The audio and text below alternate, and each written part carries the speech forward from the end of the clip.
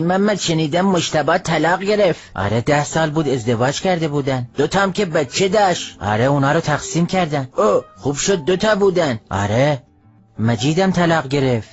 اون که 8 ماه ازدواج کرده. آره پولاش تموم شد، از حالت پرو خارج شد. برای مسافرت پول برده بود. نه همه چی گرونه. چقدر باید همراهمون باشه؟ خیلی. احمدم زندانه. بیچاره زنش. نه زنش مهرشو گذاشته اجرا. بیچاره احمد. من واقعا شانس آوردم. آره فقط تو طلاق نگرفتی. چرا من که گرفتم. میگم شانس آوردم زندان نرفتم، خونه بابامو دادیم.